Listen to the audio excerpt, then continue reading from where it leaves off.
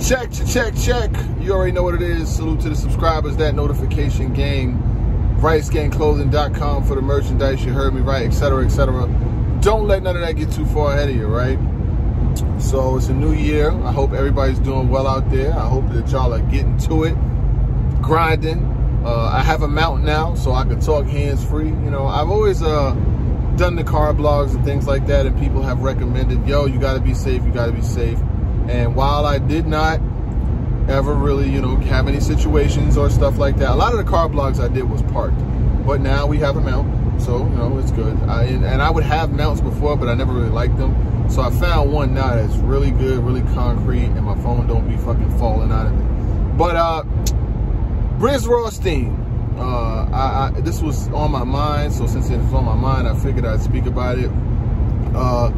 I see a lot of people often, whenever Brizz Rawsteen makes a post on Instagram or he's on Twitter again, things like that, people are always in the comments like, yo, we want to see you battle, we want to see you battle.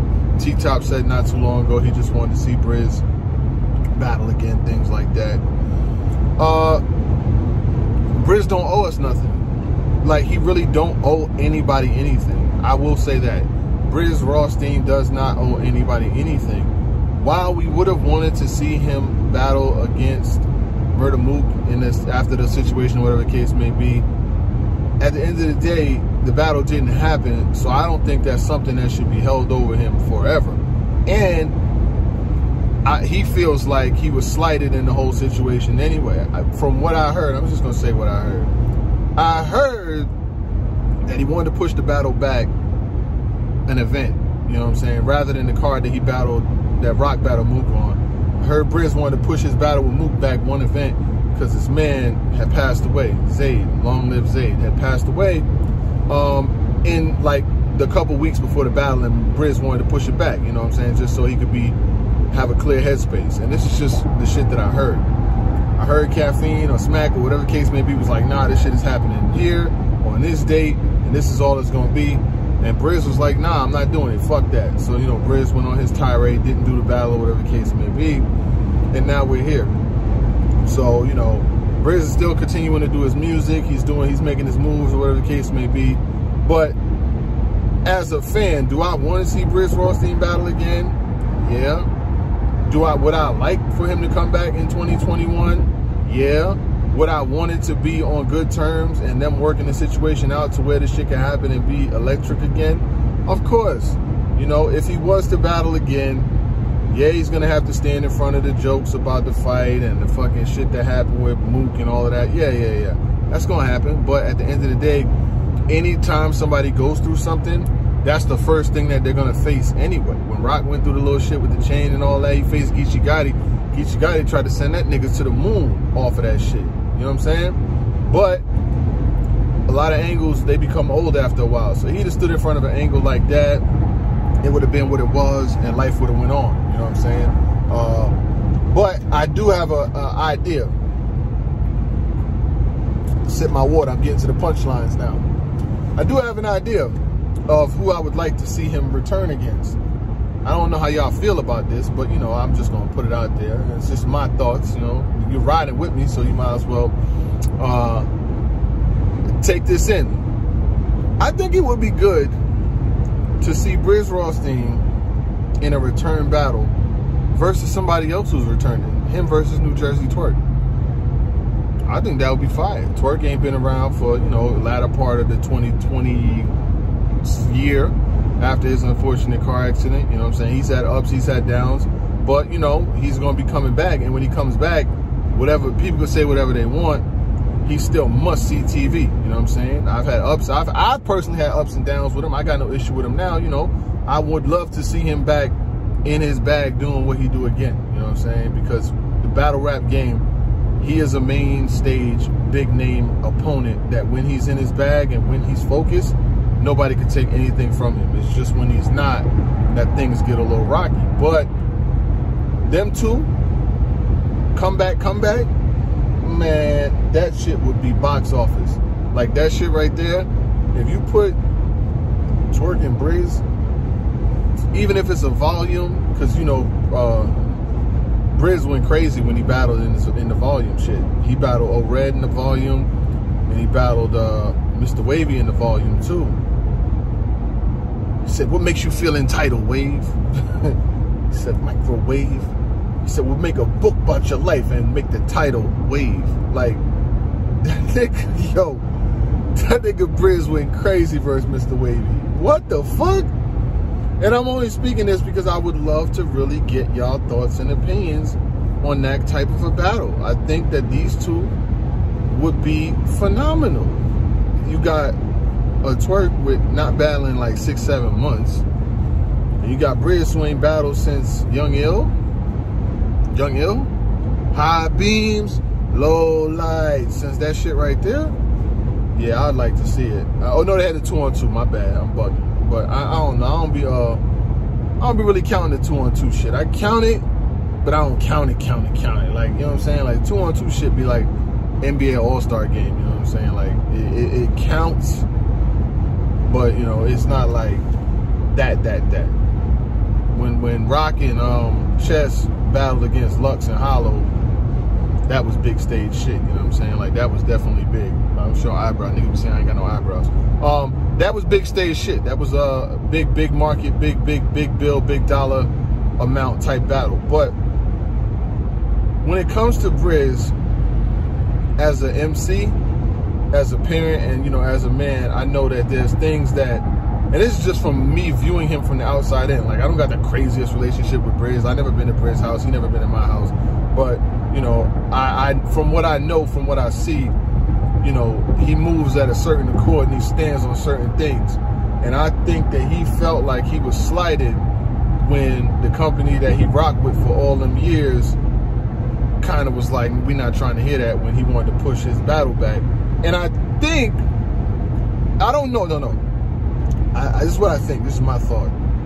I think Brizz was under the impression that if you niggas gotta find a new opponent for me, I mean for Mook, if y'all gotta find a new opponent, the battle gotta get pushed back from when y'all originally wanted to do it anyway. So why not just facilitate me taking it in the time frame that you had to find somebody to take him? I think that that was a thought process. Because if him and Mook was supposed to battle on a certain day, and that day came and went, you pushing it back for Rock to prepare, why push it back for him when you could just push it back for me? You know what I mean? I think that was kind of like his thought process. And then, you know, how the trailers come out and due to unforeseen circumstances that were beyond our control and shit like that. When you do shit like that, it kind of throws people under the bus. Because Calico definitely felt slighted when niggas put that trailer out for Easy the Black Captain versus T-Top, due to foreseen circumstances that were mitigated beyond our control. We had to work hard to find another opponent. That type of shit, it make a nigga feel some type of way. But I think at the end of the day, Brizz don't really owe us shit. You know what I'm saying? Like, he really don't. I think I'm kind of past it now. And if he didn't battle again, I mean, it would be unfortunate because he's a good talent. But I don't think he owes you. Like, he don't, like, when niggas be like really getting emotionally attached to the shit, like, man, that's fucked up, he owes me. He don't owe you anything. You know what I'm saying? Only people he owes something to is his family and his kids. Because at the end of the day, we all gonna go through some shit in life. You know what I'm saying? Like, we all, every single one of us are gonna go through some shit. And your controversy defines your character. When you go through shit, it's not about what you go through, it's about how you bounce back. It's about what you do after. It's about not making the same mistake. It's about learning, growing, and developing from the circumstances that you went through. You see what I'm saying? Like, I've learned a lot in this shit, and still not perfect and never will be. But, you know, I move a certain way to continue to build, continue to grow, and continue to do what we doing out here. Salute to my guy Showtime SP. You know, and I would like to see Brizz battle again. I'm not gonna lie. Overall, I would like to see him battle again, but he doesn't owe me anything. He doesn't owe any of us anything. It's an unfortunate circumstance that him and Mook did not battle, but when you look at things from his viewpoint, he just lost his homie. And I know y'all gonna be like, oh, well, he was talking about his mom, about Mook mom. I get it. I said that shit was crunchy when it happened. I never liked it. I never jocked this shit when they did it. I didn't like it because, you know, everybody said that T-Top had liked the post when Mook posted his mom. So niggas know that he knew. So for them to do that shit, it was whack anyway. But life goes on. You see what I'm saying? Life goes on, and you hope that people live and they learn from what they went through. You know what I mean? A couple battles came out this weekend. You had the JC versus Riggs. That recap is out now. You have Rosenberg Raw versus Head Ice. I'll just say it like this. We're not going to do a recap on that battle because Showtime SP and Rosenberg Raw just don't see eye to eye. I don't know what the situation is. And from what I do grasp on it, Showtime SP did say that he was going to picked Rosenberg Raw to win the battle. And I guess Rosenberg Raw must have got word that Showtime SP said he wasn't from Philly. And it was just, they just went back and forth, and Rosenberg kind of called him out of his name, called him like a goofy and all this other shit. And it's like, when we do this here, we do this shit because we do it for the entertainment of the fans, and we do it to make sure that people are, you know, getting recaps and getting the things that they love.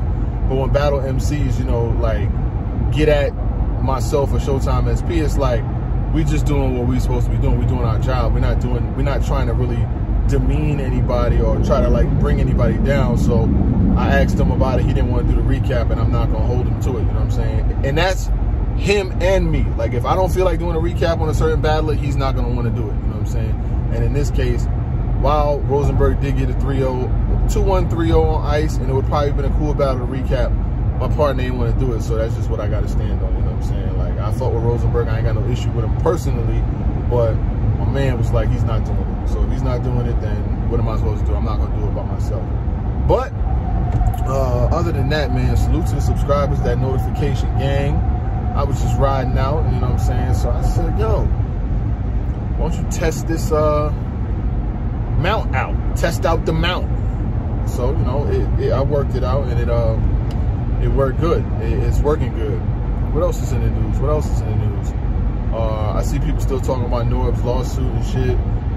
I did watch Chris Unbiased's blog on the lawsuit, and he had a lot of good points. I mean, if you ask me, I don't think he's not going to get nothing, because I think it's at the end of the day, you got to prove that he didn't have anything to do with y'all. And from what every single one of us sees or knows, he was there. Like, he was there.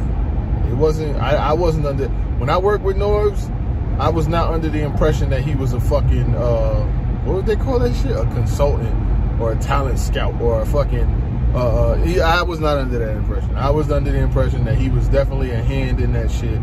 He was over the Born Legacy shit. He was over the Proving Grounds. He was over pretty much everything except the big time Summer Madnesses and Gnomes and shit like that. But all of the lower shit, he had his hand in it. Did he find every single MC? No. But he was the umbrella though. So when niggas would find MCs and shit like that, I found certain niggas, but I'm not gonna, it doesn't matter that's not gonna do nothing for me, saying who did what I did. But he was the umbrella. So no matter who you came or whose footage who you thought was nice, it didn't matter, because that shit had to move up. It was a chain of command. You had to pass that information on, and you could think a nigga was nice as fuck, but if Norbs didn't think he was good, then that shit wasn't gonna pass and make it to the next level anyway. So I suggested certain niggas that did get on. I suggested niggas that didn't get on. You know what I'm saying? Like, it just was what it was. But hopefully that shit gets resolved in 2021 too. I'm just speaking on the things that's on my mind that could have been blog worthy, but I just threw it all in here. But last but not least, you know, Brizz Rawsteen, if you're watching this, nigga, you don't owe us a motherfucking thing. Keep doing your shit, your music shit, whatever makes you happy, whatever brings peace to you and yours, is all that matters. Other than that, you already know what it is, gang.